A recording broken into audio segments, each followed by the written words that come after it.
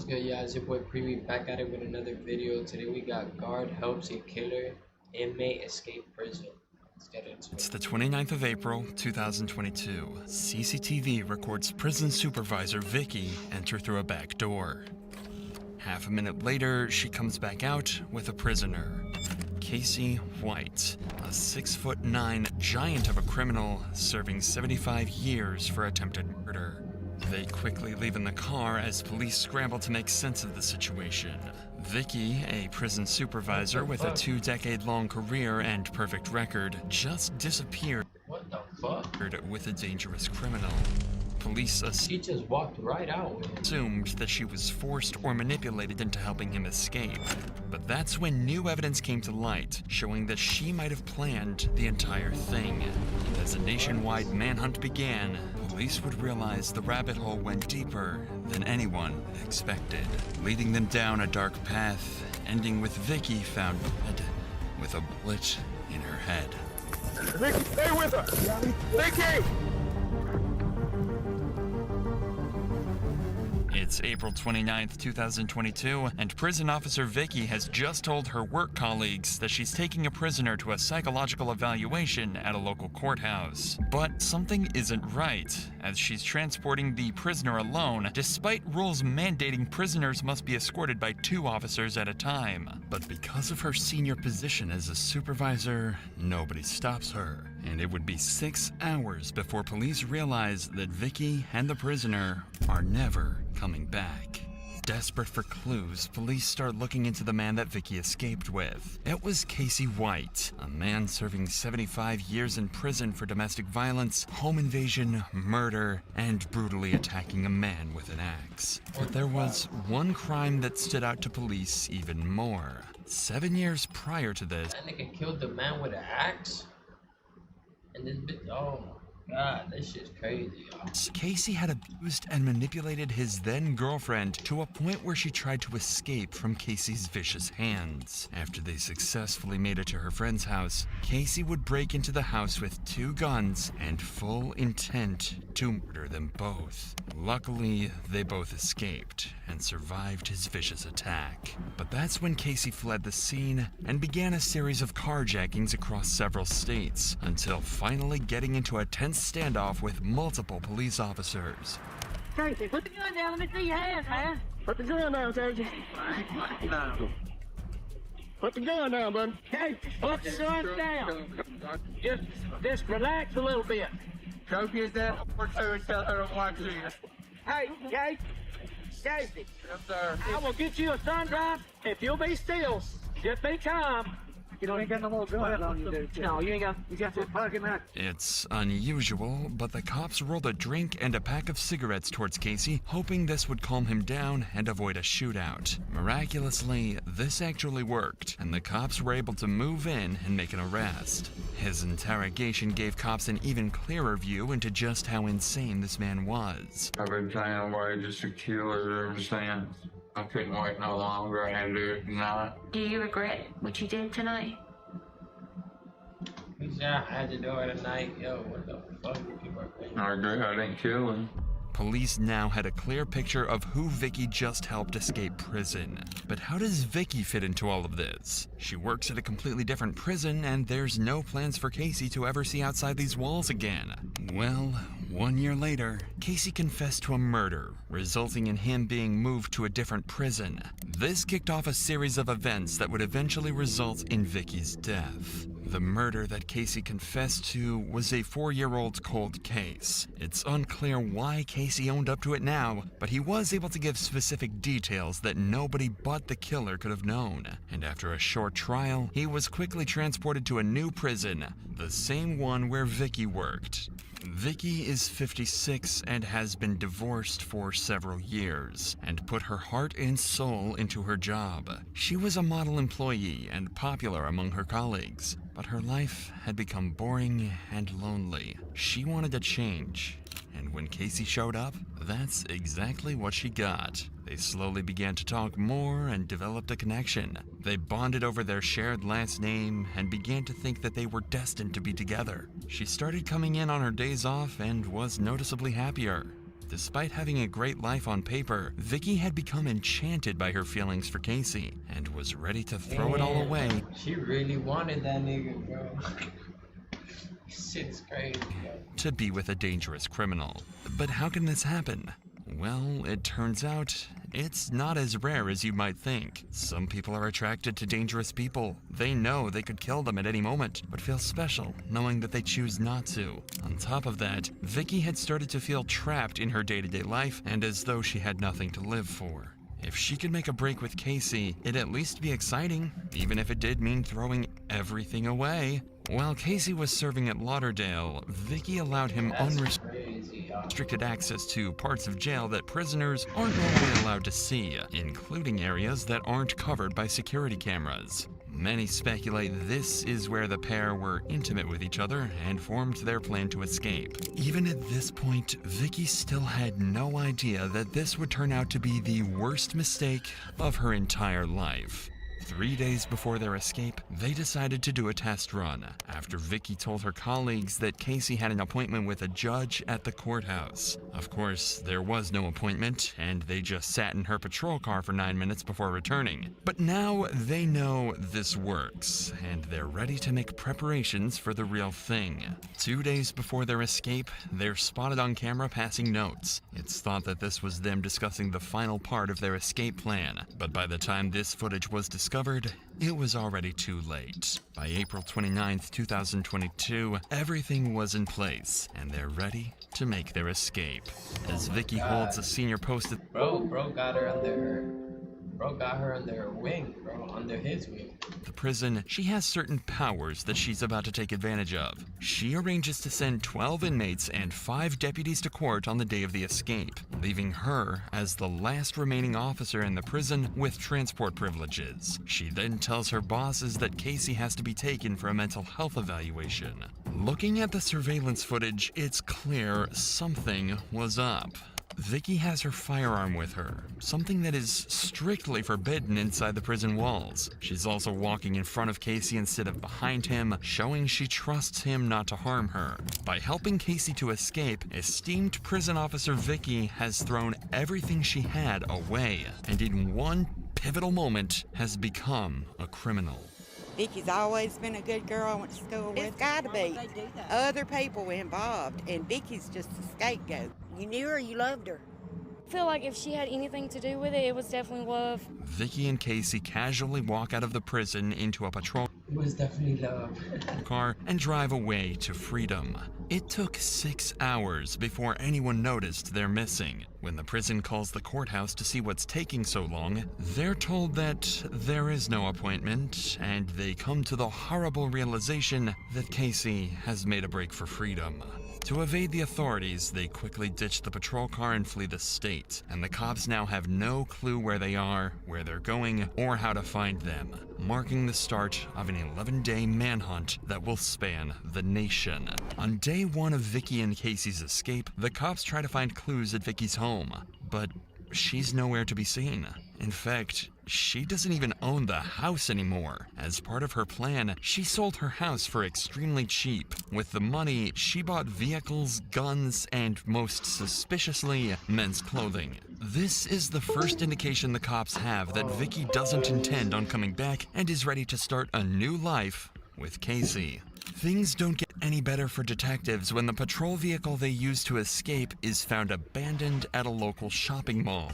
And even worse, there's no surveillance footage covering that area of the parking lot, so they don't even know which direction they went. But on day 2 of the manhunt, a tip-off from her family blows this case wide open, as it's revealed Vicky has been renting a storage unit. Police are able to locate the storage unit and discover that she was renting it with a burner phone. But despite their best effort to track this new number, the cops came up with nothing.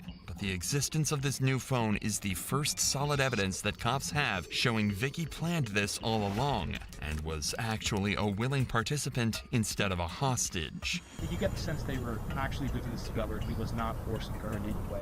Right, no, he was not forcing her. It was a mutual relationship. You'd think that this would help the investigation, but things only get more insane and confusing from here on out. After realizing that That's they're crazy. essentially back to square one, the cops return to the shopping mall where they found the abandoned patrol car and decide to comb through all of the surveillance footage from the days leading up to the event. That's when they spot Vicky a few days before the escape, parking a car in a nearby parking lot. And this isn't her usual car either. It's one she bought only a couple days earlier, a 2007 Ford Edge that the cops quickly realized had to be their getaway vehicle. But when police went back to the parking lot and the supposed getaway vehicle was still there, they realized that Vicky had left a decoy. Police had just lost their only clue, while giving Vicky and Casey a 5-day head start. But since they abandoned the Ford, the cops assumed that they have to have found another vehicle in the area, and lo and behold, they quickly picked up another lead. A homeowner nearby told them he sold his Ford F-150 pickup truck to a man who approached his house on the day Vicky and Casey went missing. That man is described as being around 6 feet 9 inches tall and looked exactly like the picture he was shown. Now all they have to do is find that Ford F-150 and bring this manhunt to an end. And thanks to another lead, they're closing in. On day 6, the owner of a car wash in Indiana noticed something strange. A Ford F-150 had been parked in one of the cleaning bays for an unusual amount of time, and he suspects this vehicle has been abandoned. Unfortunately, this is before a search was initiated for the truck, but something's still not right. This pickup truck is far too nice to have been dumped by anyone sane, and the owner quickly grew suspicious. In order to find out, he checks out the car wash surveillance footage, and what he finds will help the cops finally capture their 2 fugitives. That's Casey getting out of the pickup, and he's acting very strangely. He's waiting for Vicky, and she's in that car driving just out of shot. When Casey gets in the new vehicle, leaving their pickup and driving off, the owner knows they're up to no good and calls 911. There's a truck been sitting in my bay since yesterday at 3 o'clock. I looked at my cameras and the guy's kind of suspicious. It's a Ford F-150 four-door truck. It's blue in color. It's got Tennessee license plates on it. And I've got him on camera. The next day, cops arrive at the car wash and initiate a search of the truck. Is it returns to a Dodge? Yep. Yeah, outside now. Nothing to go off of, the cops quickly leave the scene and the pickup is towed away. It takes 4 days for this vital lead to get back to detectives, but when it does, they drop everything and head straight to Evansville on day 10 of the hunt. They're due to arrive at the car wash at 9 a.m., but fail to show up on time, frustrating the car wash owner so much that he takes matters into his own hands and calls the local press. So then, 9:30, they're not here. So I get on the phone to Fox News. I said, y'all want a story? Yeah, we like a story. I said, I got one. So I got a convict over at my car wash. I got him on camera. He said, you talking about the one in Kentucky? I said, no, I'm talking about the one in Alabama with the girl. He said, okay, we'll be right there. They showed up. They got there 10 minutes before the marshals. U.S. Marshals arrive during the media frenzy, and when they take a look at the surveillance footage, they realize they found the car Vicky and Casey could still be driving, a Cadillac, and one that Vicky and Casey think is completely unknown to the cops. It seems like their days on the run are numbered, but even with the leads they have, they come up with nothing, and the cops are starting to realize their fugitives could be anywhere in the country. But as it turns out, they're closer to home than anyone thinks. Back in Evansville on day 11, a cop is on his way home from a long shift when he sees a familiar-looking vehicle parked outside a Motel 41. It looks like the same Cadillac from the car wash, and he hastily takes down the license plate. The problem is, the license plate of the Cadillac seen at the car wash was never seen, so they have no way of knowing if it's the same vehicle. But they do have the license plate of the recovered F-150, so grasping at straws, they decide to run that through their license plate reader, and when they do, they strike gold. Several traffic cameras have picked up the F-150, and following it in nearly every shot is a Cadillac. A Cadillac whose license plate perfectly matched the one at Motel 41 right in front of them. Finally, by sheer luck, the cops have found their fugitives. All they have to do now is bring them in. First, deputy marshals find strategic positions around the motel. They're all in plain clothes and unmarked vehicles, hoping to be as covert as possible. But while the cops surround them, Vicky and Casey are in room 150 watching the TV in horror right as the discovery of the Ford F-150 hits the news. The plan was to bring Vicky and Casey in quietly, but before they get a chance to put their plan into action, Vicky walks out of the hotel room and throws a bag into the Cadillac. She's followed by Casey, and even though they're in disguise, there's no mistaking Casey White's massive frame. Casey gets behind the wheel, and the Cadillac takes off. The cops' plan has been completely foiled once again, but they've got a backup. They're going to follow them and try to box them in to avoid a confrontation, but before they get a chance, they realize they've been spotted. Casey turns onto US Highway 41 and hits the accelerator, taking the cops on a chase across traffic and through parking lots until he manages to make a break for freedom by driving straight through an open field. At around the same time, police dispatch receives a call from none other than Vicky herself, and it gives you an idea of how terrifying this chase really is. Oh, God. Airbags are going on. Let's get out. Run. Hotel. A police vehicle forces Casey to drive straight into a ditch, and this pursuit is brought to a sudden halt. But it's far from over, as cops know the pair are armed and could open fire at any point in some kind of Bonnie and Clyde inspired shootout. Crashed out. He crashed out.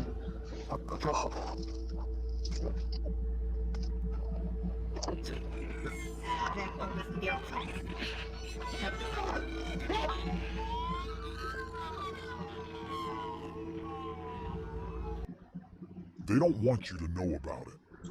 Hey, That's crazy. did you know you might get a big cash payout?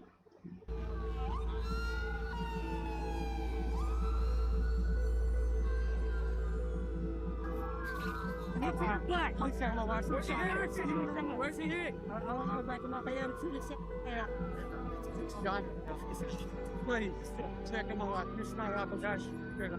Please, my wife. That's a best woman in the world right there.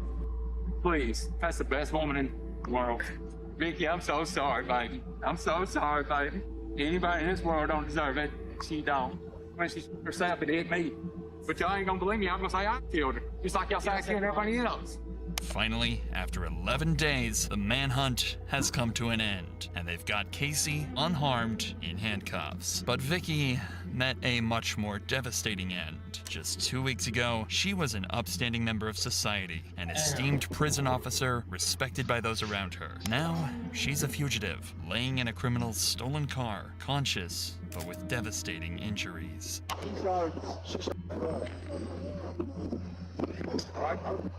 David, she good? No, she's good. She's still got it in her hand. Yes, she's got it in her hand. There's medic right here, medic. Get back! Still in her hand? Yes, it's in her hand. Still breathing. I gotta break this sucker up here. You go in? Well, I think we can reach in and get the gun. That'd probably be easier in the windshield. Oh, see if it'll open. Good idea. We got cover? Yeah. It's opening. It's opening. You got me? Yeah. I'm gonna go for the gun first. All right, pull me out. All right, I got it. She's been shot in the head, and Casey claims she took her own life. When cops get a better look, they find her finger is still on the trigger of the gun. Later that day, Vicky was pronounced dead in a nearby hospital. We'll never really know what the two had planned for their life together after their escape, whether they wanted to go off the grid and settle down or live the rest of their lives on the run. Well, it turns out Casey never planned to keep Vicky around at all. He described her as a liability and someone that didn't have the mind for this sort of thing. It's likely that she would have been ditched shortly after this point or killed by Casey anyway, as he was found guilty of first-degree prison escape and sentenced to life behind bars. He'll be 98 years old before he gets a chance at parole, so this terror of a man will likely be off the streets until the day he dies. That's crazy.